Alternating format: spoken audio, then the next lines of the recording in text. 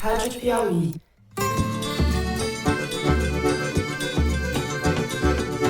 Olá, sejam muito bem-vindos ao Foro de Teresina, podcast de política da revista Piauí. Convocamos os setores democráticos da sociedade brasileira, as instituições e pessoas que hoje demonstram comoção com as mazelas do racismo e se afirmam antirracistas.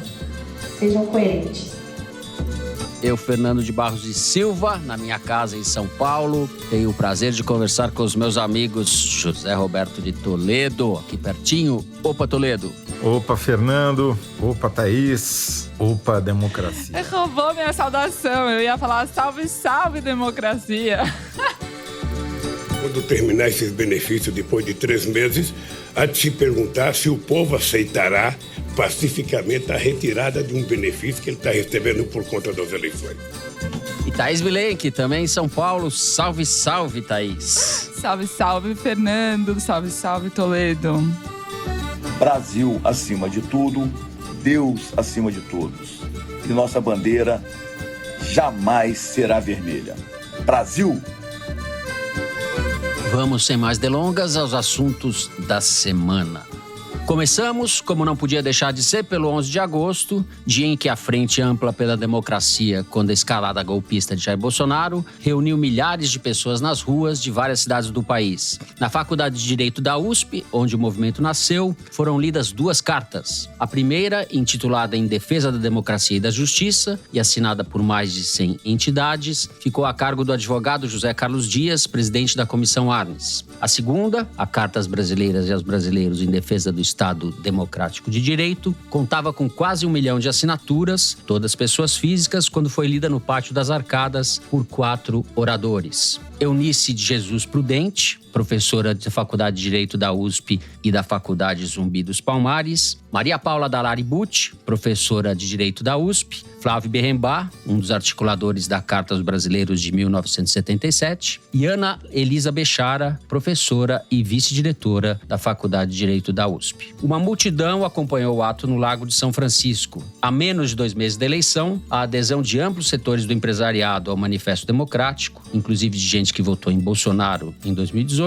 dificulta, é o que parece, um enredo golpista. Nós vamos discutir o significado político deste ato e o que se deve esperar daqui em diante até outubro. No segundo bloco, continuamos falando de eleições. Começou a ser pago nessa semana o Auxílio Brasil com seu novo valor de R$ 600. Em torno de 20 milhões de famílias em todo o Brasil devem receber o benefício que pode representar o carimbo para o segundo turno no passaporte de Jair Bolsonaro. Os governistas apostam na redução da distância para Lula entre os eleitores com renda familiar até 2 salários mínimos, que representam mais da metade do eleitorado. Isso, ao que parece, já está acontecendo, como vai mostrar pra gente o Toledo. Os 42 bilhões que o governo arrancou de onde não tinha por meio dessa emenda constitucional pornográfica já começou, ao que parece, a cumprir a sua missão fundamental: viabilizar a reeleição num cenário de terra arrasada. E no terceiro bloco, a Thaís vai nos contar onde está Queiroz, aquele mesmo, o agregado da família Bolsonaro, que operava a rachadinha para o clã e agora é candidato a deputado estadual pelo PTB de Roberto Jefferson, do Rio de Janeiro.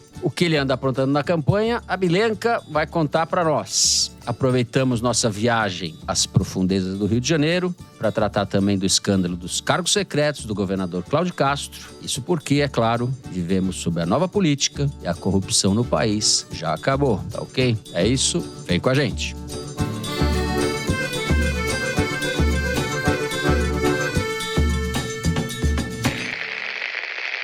Muito bem, Thaís Bilenque, você que foi ao Largo São Francisco, a Faculdade de Direito da USP. Você, ouvinte, que sabe que nós gravamos o programa de manhã, nós estamos gravando esse bloco no fim da tarde, no fim do dia, para justamente poder fazer a cobertura e para que a gente possa ouvir o relato de Thaís Bilenque. Por onde começamos, Thaís? Eu vou começar pelo momento que eu cheguei no Largo São Francisco. Chegou atrasada! Cheguei atrasada, por ossos do ofício. E, apesar da expectativa, né, que se criou em torno desse ato, tinha ainda um certo amadorismo, do tipo a segurança bem precária para entrar na faculdade, o que em tempos, né, de atentados políticos é uma questão. Também o som muito baixo lá dentro, que acabou gerando um efeito interessante, que foi o termômetro da tensão que os oradores recebiam no momento das suas falas. Porque para o público ouvir lá dentro, precisava ficar em silêncio. E o discurso da Manuela Ramos, presidente do Centro Acadêmico 11 de Agosto, foi motivo assim, de muito pedido de silêncio para ouvi-la. Ela foi bastante aplaudida, sobretudo quando disse: nós que éramos os outros, agora somos parte dessa carta. Somos jovens negros, periféricos, fruto das universidades públicas, das quebradas e das favelas. Temos lutado permanentemente para garantir que essas conquistas sejam um ponto de não retorno. Foi muito aplaudida nessa hora, inclusive fez-se mais silêncio para ouvi-la do que em certos momentos durante a leitura da carta em si. E, de fato, ela, que é uma mulher negra e falou da preocupação da inclusão racial, inclusive, para se ter uma democracia de fato no país, simbolizou também a preocupação do ato na São Francisco com a representatividade racial e de gênero que permeou todo o evento. 3 mulheres e 1 homem leram a carta, como você disse, e eles se descreveram a si mesmos. Para quem não pudesse enxergá-lo, soubesse quem estava falando, só o Bierrenbach não mencionou a cor da pele, as outras 3 mulheres sim. Ele mencionou a roupa que ele vestia. Vou chegar lá, sim, mas a cor da pele, porque as mulheres se apresentaram dessa forma. A Eunice se disse uma mulher preta, Maria Paula uma mulher branca, a Ana Bechara uma mulher morena, o Flávio não falou nada. Morena, indígena e negra, ela falou. Ela falou que ela tinha ascendência italiana, indígena e negra, exatamente. Mas ela se considera de cor de pele morena. E sim, descreveram suas roupas. E aí veio o Flávio Bierrenbach, como você notou. Ele estava vestindo gravata vermelha e, segundo ele, era em homenagem à cor dos advogados, em homenagem à bandeira do Largo São Francisco. E foi cômico, porque quando ele falou vermelho, criou-se toda uma expectativa na plateia, as pessoas começaram a tentar aplaudir, porque não conheciam ele. Na verdade, o Bierrenbach estava ali representando a direita. Ele que foi ex-ministro do Superior Tribunal Militar, entusiasta do impeachment da Dilma, apoiador enérgico do presidente Michel Temer. Posso dar um parênteses? É que o Bierrenbach era um dos poucos inimigos do Serra dentro do PSDB, por isso foi escanteado dentro do partido, e apoiou o Temer porque os dois foram colegas de São Francisco.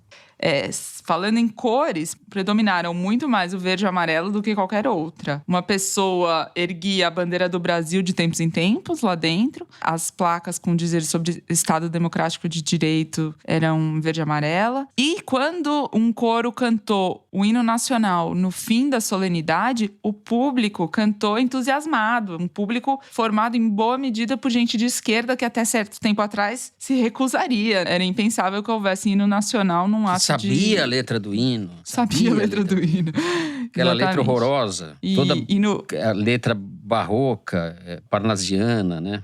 A parte mais, assim... A parte que eu senti o Dataforo esteve presente em fazendo pesquisas face a face ao longo do ato e detectou, primeiro, o trecho do hino nacional de maior sucesso é aquele que fala: verás que um filho teu não foge à luta. Essa hora empolga mais. E também o Dataforo detectou que o Fora Bolsonaro, que foi entoado no fim da leitura da carta, pegou mais, teve adesão maior do que o olê, olê, olá, lulá, lulá, que ocorreu.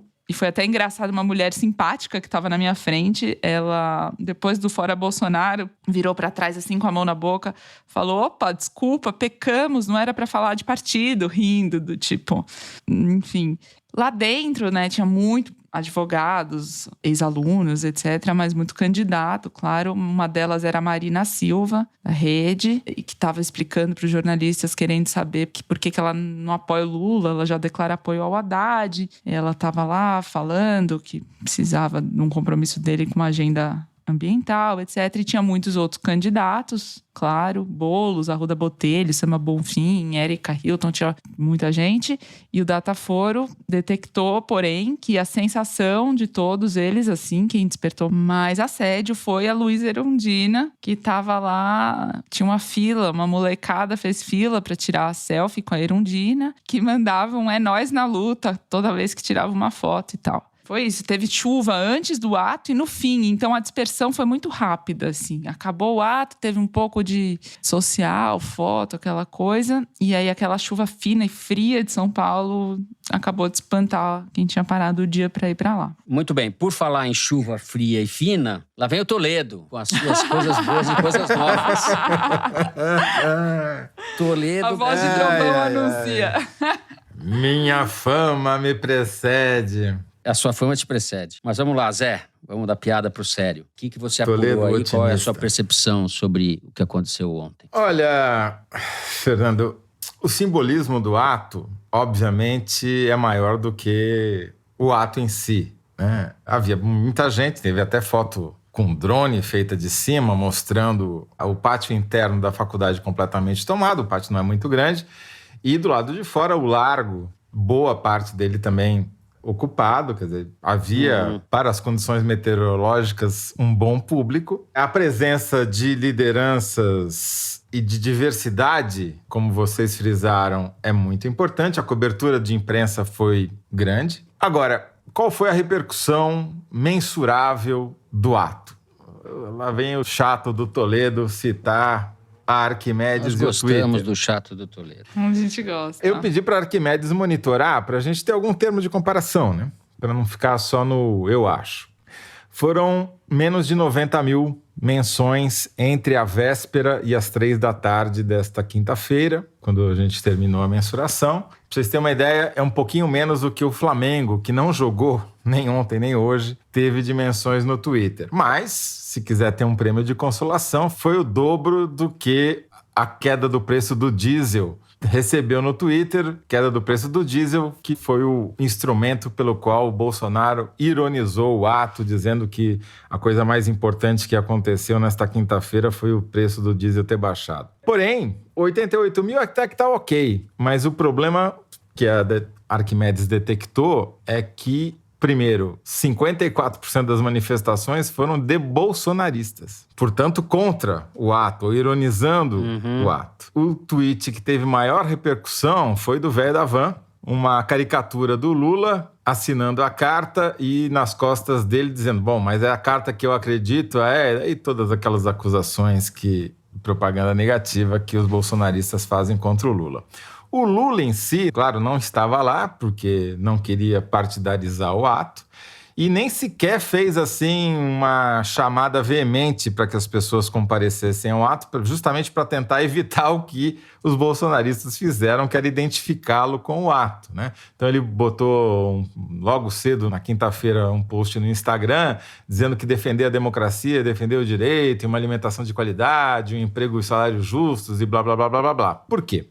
Porque essa pauta genérica de defesa da democracia, ela não tem apelo popular, infelizmente, né? Deveria ter, mas não tem. Então, o Lula tentou dar algum apelo trazendo coisas mais concretas como a fome, né? E, de fato, Toledo, pensando aqui, óbvio que eu não vi todo mundo que estava lá muito longe disso, mas eu não vi muito petista, não. E isso explica um pouco também a falta de repercussão nas redes. Ou seja, a dificuldade justamente de fazer esse movimento prosperar e se tornar uma coisa popular no nível das diretas já, em 1984, embora tenha havido apoio dos movimentos populares de esquerda, é que ao despartidarizar, você deixa o bolsonarismo meio que sozinho do outro lado, né? Que é a força mais organizada fazendo o contraponto. Mas, para não ser acusado de ficar só fazendo propaganda do Twitter e da Arquimedes, eu, a partir desta semana, estou usando uma outra plataforma de mensuração do que acontece nas mídias sociais, chamada Palver,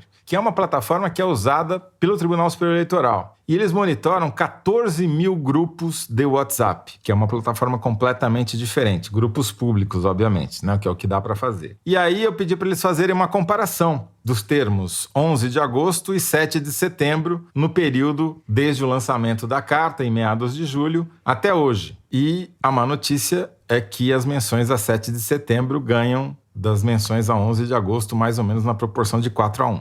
E o tema predileto dos grupos é justamente o quê? Urna eletrônica, fraude eleitoral. Certo. Então, o resumo, para mim, é que foi muito importante, é simbolicamente muito importante, despertou a sociedade civil que estava desorganizada, mas o movimento tem que tomar essa leitura da carta como o começo, porque ele não chegou a lugar nenhum ainda e vai ter essa dificuldade de manter despartidarizado, porque do outro lado está partidarizado. Então fica uma disputa desigual. Perfeito. Eu ia falar exatamente isso que você disse, que esse ato é um começo. Daí que eu acho que o aspecto mais relevante do ato é menos a participação deste ou daquele grupo e dos petistas da esquerda. O Lula está na frente, seria razoável supor que mais apoiadores do Lula fossem ao ato, mas eu acho que justamente o contrário. A adesão ao ato de setores do empresariado, do mercado financeiro e de gente da terceira via, ao menos inibe o enredo golpista do Bolsonaro. Aí que está a notícia, eu acho. Porque o Bolsonaro está onde sempre esteve, contra a democracia. Em 2018 ele já estava lá. Só que isso não era intolerável para muita gente que agora está se colocando de maneira, falando isso que esse sujeito faz é intolerável, isso a gente não vai aceitar. Então, eu vejo aí o aspecto político mais relevante está menos ligado às esquerdas do que a adesão das classes dominantes, vamos dizer assim, se é para falar em marxês um pouco. E o fato é que o país regrediu muito nos últimos anos, né? O Bolsonaro e antes dele, desde a meados da década passada, o país vem regredindo. Então, a gente precisa reaprender a falar a língua da democracia. Isso não vai se esgotar hoje, não vai se esgotar na eleição, isso vai ser uma tarefa para muitos anos, né? É isso que está em jogo. Por isso que eu gostei, como a Thaís falou antes de mim, eu gostei muito a Manuela Moraes fugiu um pouco do script, foi além e ela deu substância à democracia, né? O fato é que a democracia formal e política é importante, eleger os governantes, respeitar as regras do jogo é fundamental, mas não é isso, não é nisso que a coisa se encerra, né? Implica respeito a direitos, direito de morar, de não apoiar da polícia, de ter água limpa em casa, de trabalhar, de comer, de tudo isso. Então, acho que a fala dela contempla aspectos que não podem ser deixados de lado. Eu vou avançar um pouquinho, então, Fernando, falar uma coisa que... Tudo que eu falo aqui é improvisado, mas essa é extremamente improvisada. Vamos pensar um cenário terrível, que é a reeleição do Bolsonaro dentro das regras, sem golpe. É um cenário que eu acho improvável, mas é um cenário possível, né? Sim. É possível ele ganhar porque tem uma fraude eleitoral em curso, fraude no sentido clássico que o MDB criou com o Real lá em 1986. Ou seja, ganhar no voto mesmo graças a um subterfúgio econômico, que é o que o Bolsonaro está fazendo. Ele vai pegar um país em cacarecos que ele mesmo deixou para si. Vai ter que reconstruir instituições e eu acho que ele não vai conseguir, porque o tamanho do buraco que ele vai deixar é muito grande. E aí, a tentação dele endurecer o regime para conseguir se manter no poder e evitar críticas e evitar o risco de impeachment vai aumentar muito. Então, a minha previsão é de que, se o desastre acontecer, mesmo que sem golpe, mesmo que pelas urnas, o segundo mandato do Bolsonaro não será igual ao primeiro, será muito diferente do primeiro mandato, ao ponto de inviabilizar algumas coisas. Agora, teve uma boa notícia, para não me acusarem apenas de pessimista, hoje, na verdade, teve a melhor notícia que o Lula e a oposição poderiam ter. O ministro Marco Aurélio, ex-ministro, ex-presidente do Supremo Tribunal Federal, declarou voto no Bolsonaro. Sim. Todo mundo sabe que todos os placares do Supremo, enquanto Marco Aurélio era ministro, eram 10-1, e ele perdeu todas as votações que ele disputou. Então, há esperança. O ministro Marco Aurélio. Primo do Collor. Aquela empáfia, aquela pompa, aquela soberba, aquela coisa de canastrão. Ele é um canastrão do... Ele é o único ministro que quase foi empichado por sugestão dos próprios colegas. Não me espanta essas figuras lamentáveis. Elas conseguem ser ainda piores que o Bolsonaro. Bom, Thaís Bilenka, a diretora já nos diz que estouramos o tempo. Mais alguma coisa a registrar? Eu preparei aqui o hino nacional para cantar para vocês.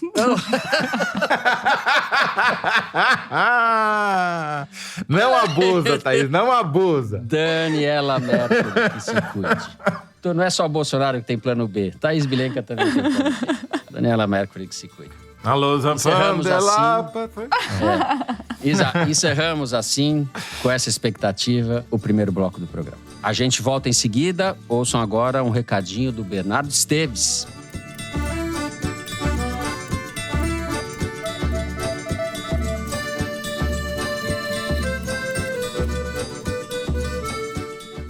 Oi, eu sou o Bernardo Esteves e estou de volta com A Terra é Redonda, mesmo, o podcast de ciência e meio ambiente da revista Piauí. Nessa temporada, a gente vai olhar para as ameaças ao meio ambiente e para os desafios que o Brasil está enfrentando na crise climática. Mas a gente quer discutir principalmente os caminhos que a ciência aponta para a gente sair dessa encrenca. E como a gente pode levar essas ideias em consideração quando for para as urnas em outubro. Essa não é uma eleição qualquer, ela vai definir o nosso destino democrático e também ecológico. Eu vou contar com a ajuda da Nathalie Unterstel, do Instituto Talanoa, que está produzindo essa temporada junto com a Piauí. A Terra é Redonda mesmo estreia dia 16 de agosto e vai ter episódios novos toda terça-feira. Te espero no seu tocador predileto de podcast, no YouTube ou no site da Piauí.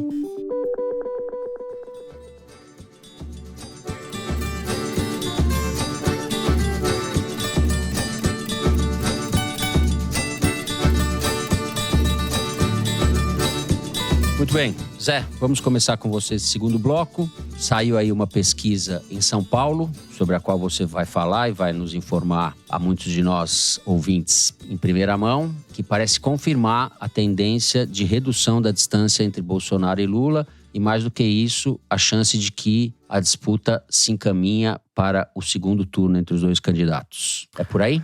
É isso mesmo, Fernando. Essa altura, depois das pesquisas Datafolha e Quest nacionais das últimas semanas, essa pesquisa que foi feita só em São Paulo, pela Quest, aponta o mesmo cenário. Ela mostra um empate técnico do Bolsonaro com o Lula, algo inédito nas pesquisas até agora, pelo menos nas pesquisas presenciais. 35 para o Bolsonaro, 37 para o Lula. O Bolsonaro crescendo em cima da chamada terceira via, Ciro, Simone Tebet, etc., caindo, perdendo eleitores, e o Bolsonaro crescendo em cima deles. Desde março, ele já ganhou 10 pontos em São Paulo. Entre os homens, ele já está na frente. Quem está segurando o Bolsonaro são as mulheres. Quem está segurando atrás, né? Quem está segurando, evitando que ele cresça mais, são as mulheres. De deter. Exatamente. Quem está detendo... Muito obrigado, Fernando Barros. Certo. Você achou o verbo correto. Quem está detendo o Bolsonaro são as mulheres. E por isso que a pesquisa mostra também como a Michelle Bolsonaro se transformou no principal cabo eleitoral do marido. Porque ela alavanca o Bolsonaro entre os evangélicos, onde ele disparou, e tem potencial de diminuir a resistência a ele entre as mulheres. Bolsonaro também cresceu entre as mulheres, mas ainda está muito abaixo entre as mulheres do que entre os homens. O Lula só está em esses 2 pontinhos aí dentro da margem, mas 2 pontinhos matematicamente à frente do Bolsonaro por causa do eleitorado feminino. Isso daí aponta, Fernando, para uma eleição muito apertada. Nós vamos ter uma confirmação. Na segunda-feira vai sair a primeira pesquisa IPEC, o antigo Ibope, né? No Jornal Nacional. E 6 pesquisas em São Paulo, Minas Gerais, Rio de Janeiro, Rio Grande do Sul. Uma pesquisa nacional e mais 6 pesquisas estaduais que, nesse conjunto de 6 estados, os 5 estados do Distrito Federal,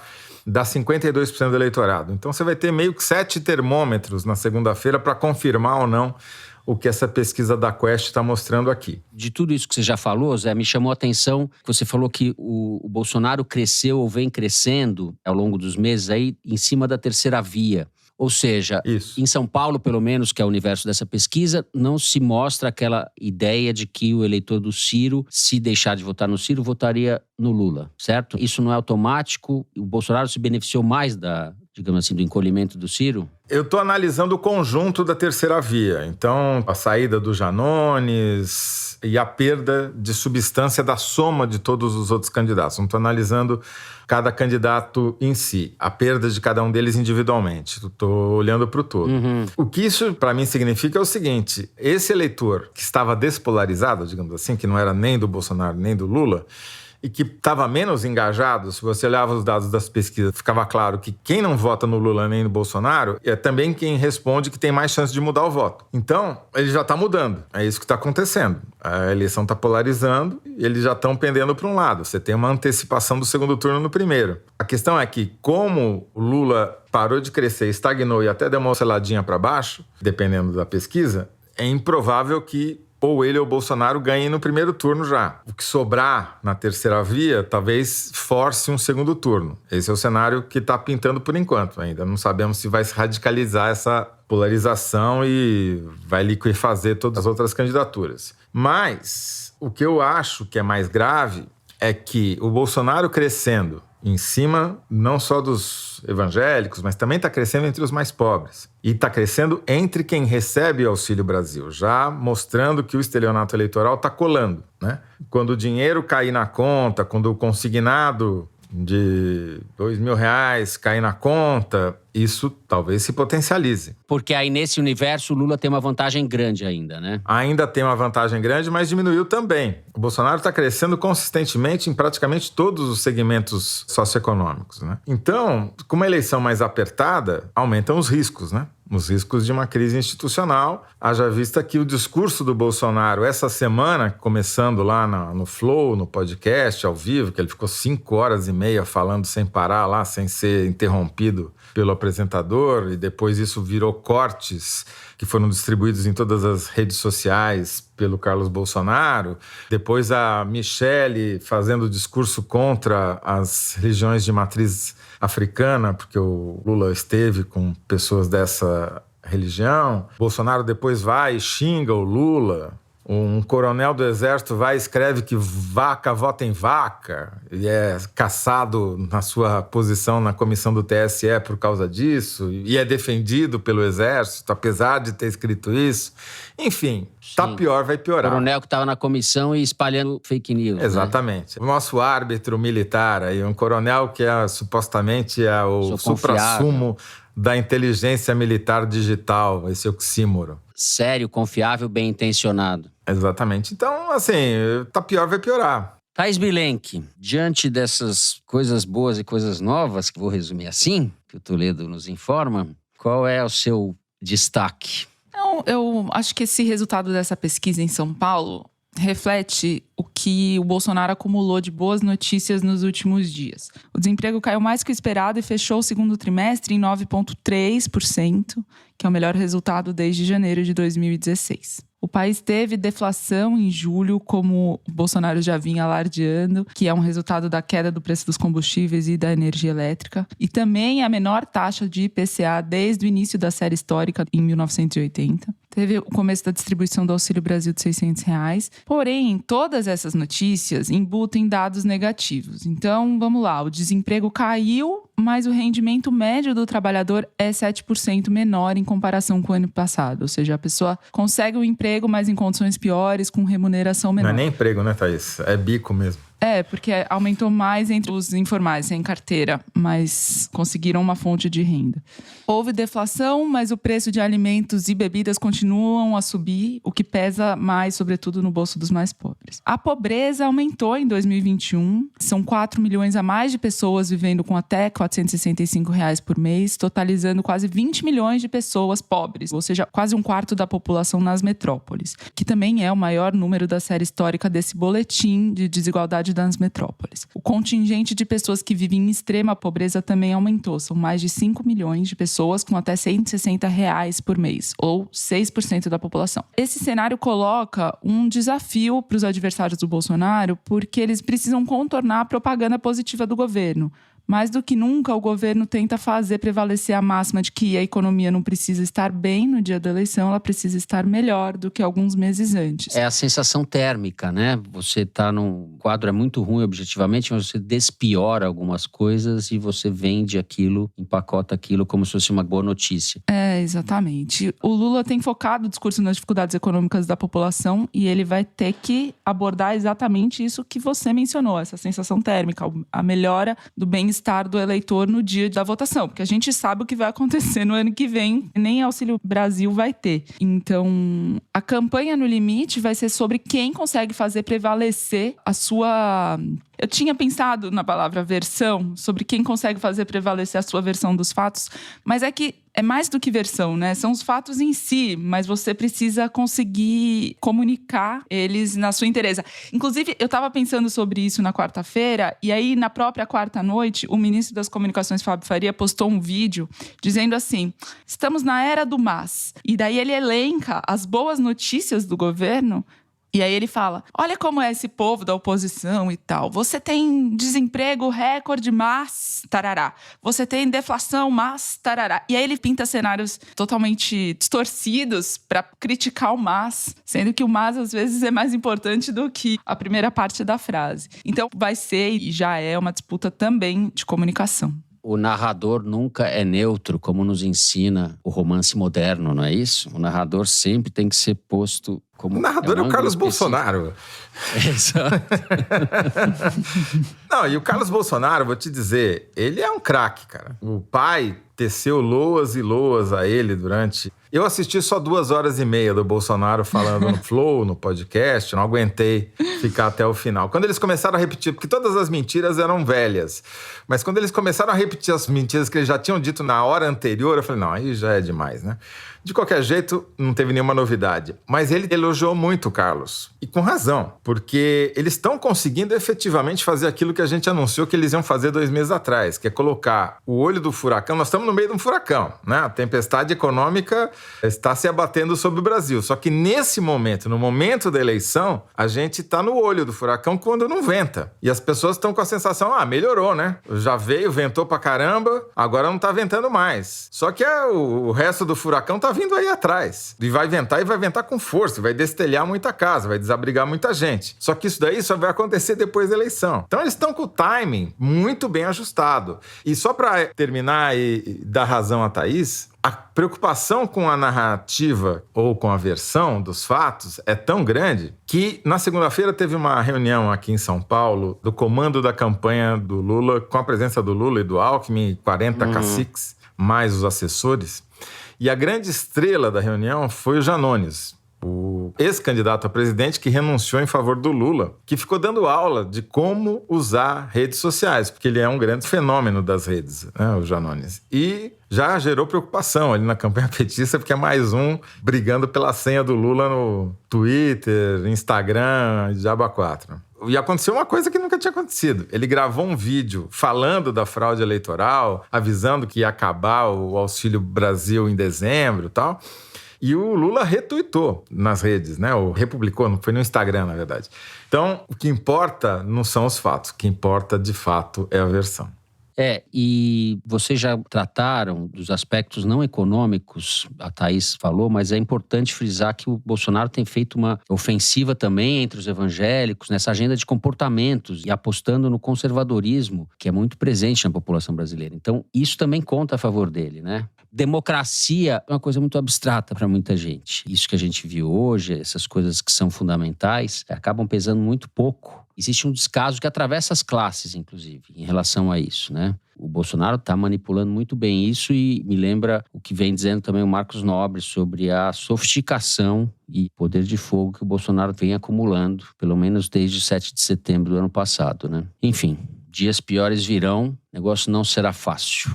Vou encerrar o segundo bloco do programa por aqui. Vamos direto para o número da semana. Estatística retirada da seção Igualdades do site da Piauí. Diga lá, Mari. Fernando, o número da semana é 156. Cerca de 156 milhões de brasileiros estão aptos a votar em 2022. 6,2% a mais do que em 2018, quando o país registrou 147 milhões de eleitores. Somando quem vai votar pela primeira vez, estrangeiros naturalizados, adultos e idosos regularizados, 9,1 milhões de novos títulos foram emitidos para este ano. Mais do que o eleitorado da Bélgica na última eleição do país, que em 2019 ficou em 8,1 milhões. Nesta semana, o Igualdades faz o perfil do voto para as eleições de 2022. Esse é o assunto do Toledo, né, Thaís? Fala, Thaís. Os novos eleitores, os jovens que tiraram o título e vão votar pela primeira vez, são um público que dá mais voto para o Lula, pelo menos até agora, nas pesquisas de opinião. Outro nicho para o qual o Bolsonaro tem se esforçado em falar. Tanto é que deu 5 horas de... Não dá para chamar de entrevista, né? Deu 5 horas de... participação, falatório lá no Flow. Tem falado sobre 5G e como o Lula quer boicotar as redes sociais, enfim, tá mirando justamente esse público para crescer porque é isso, é uma nação inteira que vai votar pela primeira vez. Bom, já que você falou, eu vou falar também. Ele não resiste. Os jovens que registraram os títulos, as mulheres registraram muito mais do que os homens, o que é pior ainda pro Bolsonaro por enquanto. Bom, estamos na mão de 156 milhões, é isso? Encerramos assim o número da semana. No próximo bloco a gente vai continuar a falar de eleições. Vamos falar de eleições para os deputados e outras cositas mais. A gente já volta.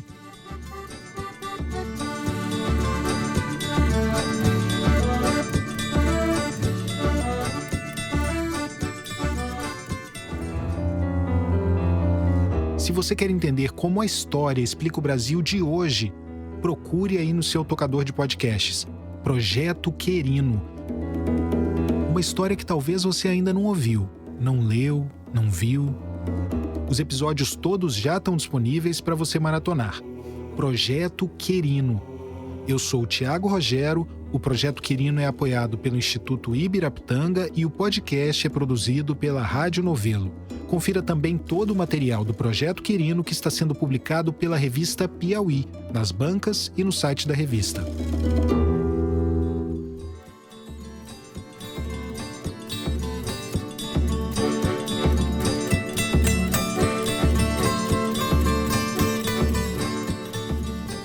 Muito bem. Já falamos aqui em algumas ocasiões sobre o impacto que o fundo eleitoral de quase 5 bilhões, mais o orçamento secreto de bilhões patrocinado pelo bolsonarismo, Arthur Lira e sua turma, o impacto que isso deve ter na reeleição, na recondução de vários representantes dos legislativos, da Câmara dos Deputados especificamente. Mas há também gente nova, ou nem tão nova, né, Thaís? Querendo a sua vaguinha no Legislativo, no caso, no Legislativo do Rio de Janeiro. E eu pergunto para você, Thaís Bilenca, onde está Queiroz? Pois é, os moradores do Anil, um bairro lá na região de Jacarepaguá, na zona oeste do Rio, acordaram sábado agora, passado, dia 6 de agosto, e aqueles que foram para a Rua Araticum tiveram uma surpresa. Eles se depararam com várias tendas montadas nessa rua, que é uma das principais da região. Como chama a rua? Araticum.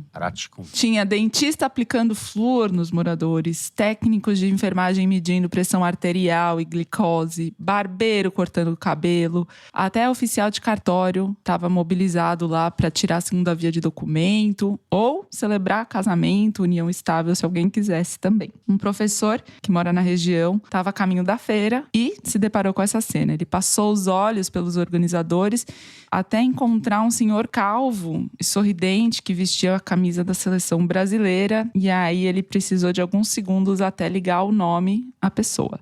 Era Fabrício Queiroz, o famoso operador das rachadinhas da família Bolsonaro, segundo investigações do Ministério Público. E como você disse, Queiroz agora é mais do que isso, ele é também candidato a deputado estadual pelo PTB. Segundo esse professor, com quem eu conversei, que pediu para não ser identificado, porque nunca se sabe, né? Pode haver algum tipo de represália. Inclusive, o Queiroz, quando eu falei com ele, perguntou o nome do professor. Não, a gente pode dar um corretivo nesse daí, esse professor daí. É. Bom, segundo ele, Queiroz conversava com a população. Bom, eu falei com o Queiroz 2 vezes para apurar sobre a campanha dele. Na segunda vez que a gente conversou, ele admitiu que estava lá no Anil no sábado, mas negou que distribuía adesivo, negou, inclusive, que falava de política com a população. população. O Queiroz disse que essa ação social que estava acontecendo na rua Araticum é feita por alguns apoiadores dele, pessoas que fizeram esses adesivos por conta própria e estão distribuindo por conta própria para a população. Diz o Queiroz, inclusive, que ele não tem nada a ver com isso, porque seria crime eleitoral fazer esse tipo de iniciativa. Pois é. Claro, imagina o Queiroz cometendo um crime. Quem imaginaria isso? Isso é, Thaís, você veio aqui para ficar difamando. As pessoas vão lá voluntariamente, não ganham nada com isso. E o Queiroz, muito menos, né? Tá devendo, inclusive, pro Bolsonaro e pra Michele, né? Imagina se cortar o cabelo com o barbeiro do Queiroz, Toledo, que o cara com a navalha na mão. Tesoura e a navalha. Sendo que o cara é careca, né? Mas tudo bem. E é o seguinte, o Código Eleitoral proíbe dar dinheiro, dádiva ou qualquer vantagem para obter voto. Bom, eu questionei, obviamente, o Queiroz sobre isso. Ele disse, qual que é o problema, minha filha? Eu tava lá assim, eu posso estar onde eu quiser. Apertei a mão de 5 pessoas lá. Em momento nenhum falei de política. Daí, sobre essa organização que faz essas ações sociais, ele disse que, desde a pandemia, eles distribuem cerca de 400 quentinhas para o pessoal que está precisando, uma vez por semana. Eles falaram que vão me ajudar, mas esse trabalho social não tem nada a ver comigo, não. Se está querendo me vincular, não tenho nada no governo. Nada, nada, nada, nada. Segundo o Queiroz, esse trabalho social é feito por um centro chamado Leão 13, que é uma fundação ligada ao governo Cláudio Castro. E, embora o Queiroz tenha dito que não tem nada a ver com o governo Cláudio Castro, no ano passado, uma filha dele foi nomeada para um cargo na Casa Civil. Como o Queiroz foi flagrado no estacionamento do Palácio Guanabara no dia da posse, o Cláudio Castro reverteu e anulou a nomeação. Segundo o Queiroz, chama Irmãos Gêmeos, que organizam esses atos lá na região de Jacarepaguá. Um dos organizadores é o que tem um perfil chamado Renato Gêmeos 38, lá no Instagram. E a foto dele é justamente uma foto do Queiroz com uma bandeira do Brasil, escrito Amigos do Queiroz. E aí ele posta vários vídeos sobre distribuição de quentinha, de marmita e tal. E olha só, esse professor com quem eu conversei me falou que não foi a primeira vez que viu o Queiroz por lá. No dia 1º de maio, Dia do Trabalhador, ele foi também todo sorridente para distribuir feijoada para os moradores. E o Queiroz, quando eu confrontei ele sobre essas iniciativas, ele não gostou muito de saber, não. Ele falou assim, eu acho que você está querendo me vincular aí para dar trabalho para mim. Não vai ser legal, não. Não vai ser, não. O Queiroz faz parte de um elenco de candidatos bolsonaristas que se tornaram famosos por crimes que são acusados de terem cometido. Daniel Silveira, deputado federal que recebeu o indulto do Bolsonaro, vai tentar concorrer ao Senado pelo PTB, o mesmo partido. A mulher dele vai sair candidata federal pelo PTB. Ela que declarou um patrimônio de R$530 mil e recebeu auxílio emergencial do governo durante a pandemia. E o próprio líder máximo do PTB, Roberto Jefferson, agora vai sair candidato a presidente direto de sua prisão domiciliar. E a concorrência do Queiroz é tão grande que ele desistiu de disputar uma vaga na Câmara, preferiu tentar a Alerj, porque para deputado federal pelo Rio tem vários candidatos bolsonaristas, entre eles o ex-ministro Eduardo Pazuello e o sargento Max Guilherme, que era de segurança do Bolsonaro e assessor dele na presidência, e se tornou um dos grandes desafetos do próprio Queiroz. Eles estão disputando entre si o apoio do presidente, porque, como diz o Queiroz, se 0,5% dos seguidores do Bolsonaro votarem nele, ele vai ser eleito com votação recorde para a Assembleia Legislativa do Rio. Posso colocar mais um nome nessa tua lista aí, Thaís? Por favor. Por favor.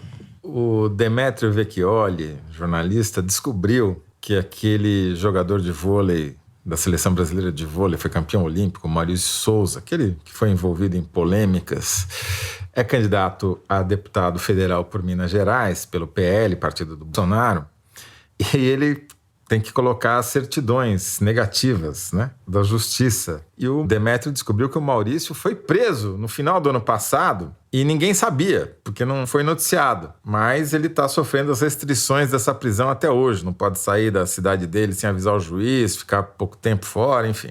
Esse é o novo bolsonarismo que se apresenta aí na base da bala e dos favores milicianos como o Queiroz. Bom, voltando ao Rio de Janeiro, como a Thaís brilhantemente descreveu como se dá uma campanha para deputado nessas áreas de influência da milícia, eu queria lembrar aqui um caso que é o suprassumo do escândalo e que a imprensa demorou para entrar. Foi um furo do Rubem Berta, repórter do UOL, onde a Thaís descreveu muito bem como se dá uma campanha para deputado federal, né?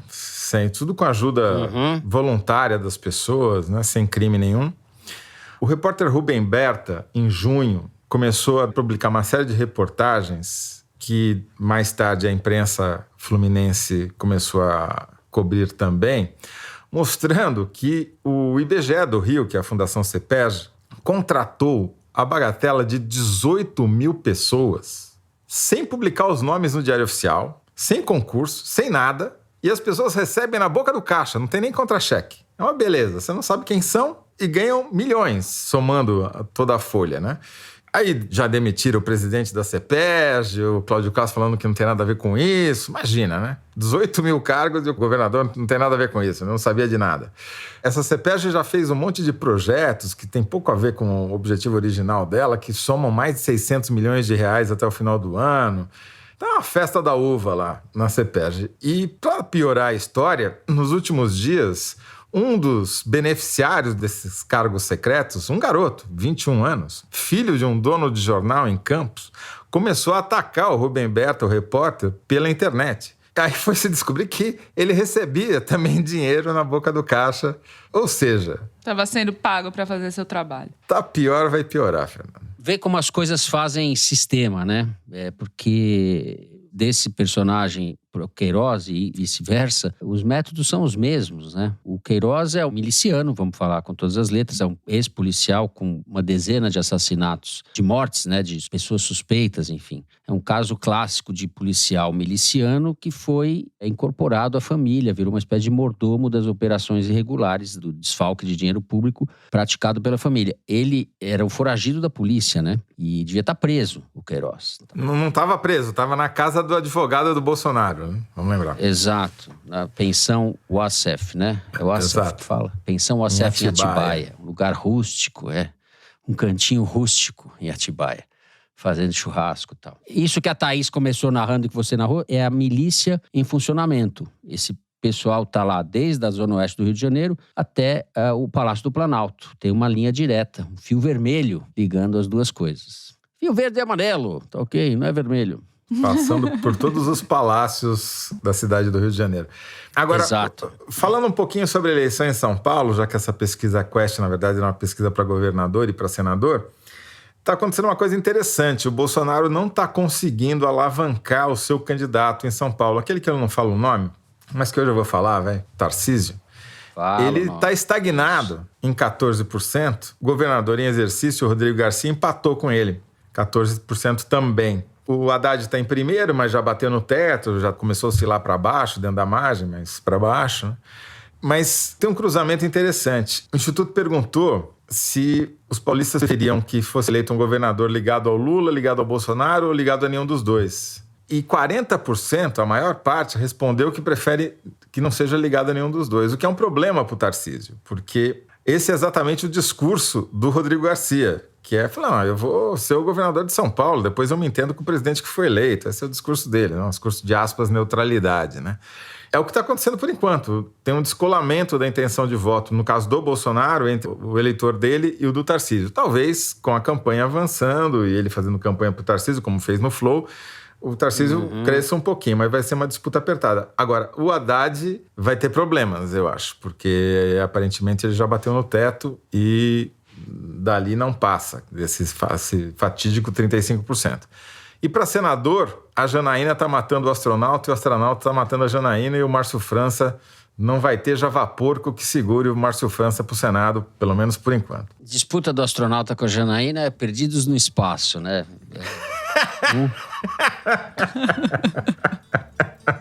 Perdidos no espaço. Exatamente. Francamente. Bom, a gente encerra o terceiro bloco do programa, tem intervalo e, na sequência, Kinder Ovo. A gente já volta.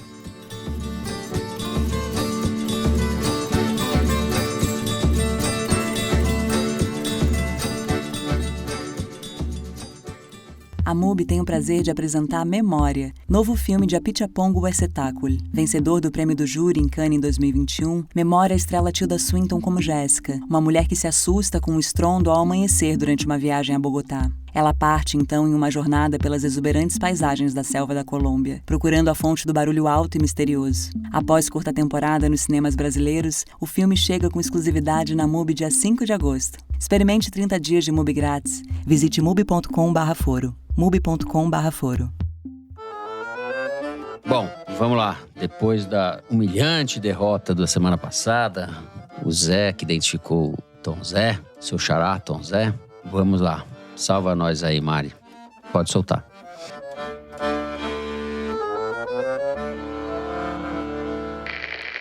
O amigo da Nise Yamaguchi, não tenho o nome dele aqui agora, mas a Nise Yamaguchi, eu vou citar ela porque ela que me trouxe a ideia. Por que você não manda vir o coração de Pedro I para o Brasil? Eu falei, Jesus. Puxa vida, tá aí, que boa ideia. Claro que a vontade do Pedro I é deixar o coração dele lá no Porto, mas considerando que é o bicentenário de uma data no qual ele foi fundamental e considerando também que, na minha opinião, e na opinião de vários brasileiros imaginam, esse ano e esse ciclo eleitoral, ele é fundamental para que nós decidamos para que lado que a gente vai, se vamos sucumbir como país ou que vamos de fato permanecer como um país independente. Eu acho que vale fazer um apelo aí para o coração do Pedro I voltar para o Brasil, Orleans, ao menos para as festividades da data. Acertou. Só podia, né? Falar de coração nessa altura, do Dom Pedro, papo doido.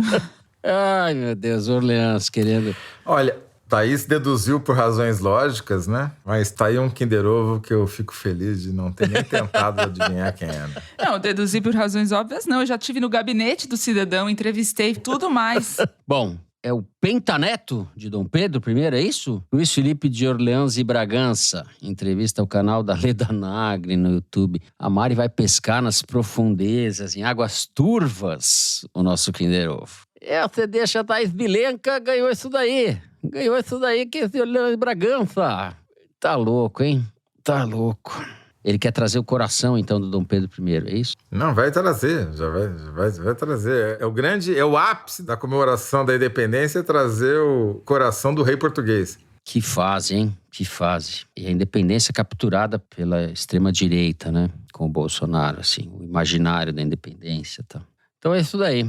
Bom, saímos dessa retumbante vitória da imperatriz Thaís Bilenque. Não sabia que a Thaís era monarquista. Exato, monarquista. Olha, tem muitas coisas sobre mim que não foram reveladas. Imperatriz Bilenca. Por exemplo, meu coração. Meu coração, vocês não sabem onde tá. Pode estar em Portugal, tá pode certo, estar na seu França. Coração está em toda parte.